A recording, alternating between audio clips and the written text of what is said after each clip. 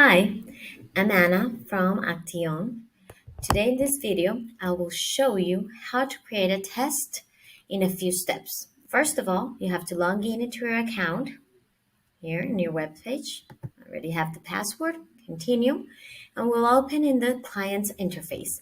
You can see dashboard, the projects, and the option to launch a test, which is the one we're going to use in a few minutes.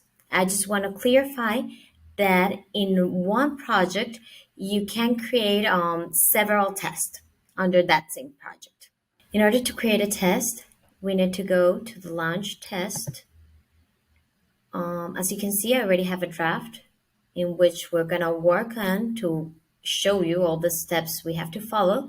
But in your case, you will have to click here and create a new test. So the first step is to give your project a name. You write it there and you go next.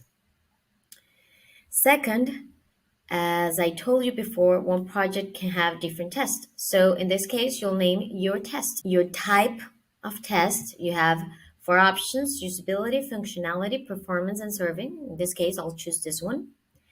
And in access information, you would include the link to your website, or for example, a link to download an application. It depends on wherever you want the test to be made. Then you choose your test language. You can see the different options. In our case, it will be English. And we go next. We validate and go next. This section allows you to select the device on which you want to perform the test. You can see the different options, and for each option, you could choose the brand, the operating system, and even the browser. If in your case, this is not a relevant point, if for the test you need, it's not relevant, a specific device, you can just click next, as I'm going to do right now. Now we arrive to the invite tester section. This section is very important because it will allow you to define your tester selection. First, you write a brief description of the test for the tester invitation. This is the message the tester will receive. Then you can see here the counters. So this is the total of testers, and depending on your selection, this amount of testers will vary. So in the quick selection, for example, depending on the level you need, the no belt, the white belt, the yellow one, in this case I put the no belt. If you have an age group, you can choose the age group here.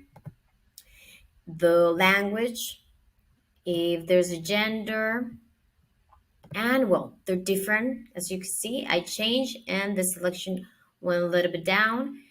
And here you can choose different options depending on what you're looking for. It could be for activities, for experience, sports, etc. You can find all. And then here, well, you can see that regarding your selection, you have 29, in this case, 29 testers available with this kind of selection you have.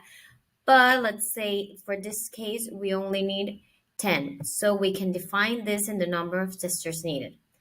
This means that this 29 will receive the invitation, but we will only accept 10 testers because that's the number needed. And then we go to the next section. We click next. Now we arrive to the screening questions section.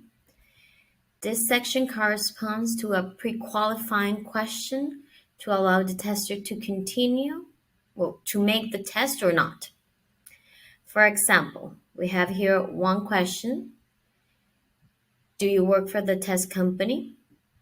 In this case, the correct answer, as you can see, is no. So if the tester answers yes, he cannot be part of the test. If he answered no, he can continue. You can create as many questions as you like. And if only one of the answers is not correct, well, that tester cannot continue doing the test. So we go to the next section now. Here's where we design the test. So first, the general information about the test, what's about. Then you can add the remarks. This one's important because it's the description the tester will get in the invitation. So this would encourage the tester to participate in the test. Then the out of scope items.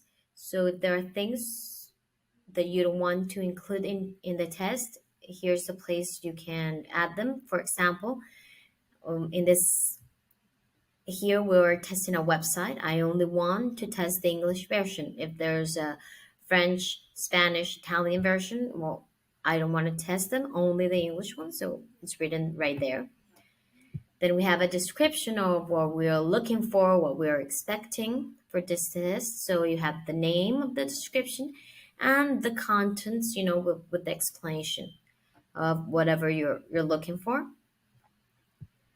After that, you can have different scenarios. So you name the test block, you say the duration it should take, and the introduction of what you're expecting. So, for example, visit the website for 10 minutes before starting to answer the questions. Then you can add as many questions as you would like, and there are different types of questions. For example, this one is checkboxes. So when the tester gets this question, he can choose different or several answers of these ones. Then there's the open or free question that you can see there. So you type a question, and then the tester can write the answer freely. And the last type of question is the one that he has to select. So it's a closed question. So you make the question and you give different options to the tester to answer, and he can only choose one answer. As I say, you can add all the questions you want. In this case, you can add as many different answers as you want. The important thing is to know in this type of question, the tester can only choose one. It's important to know that these questions are mandatory for the tester. So the questions you do here, they would have to answer to them. And then you just continue to the next section.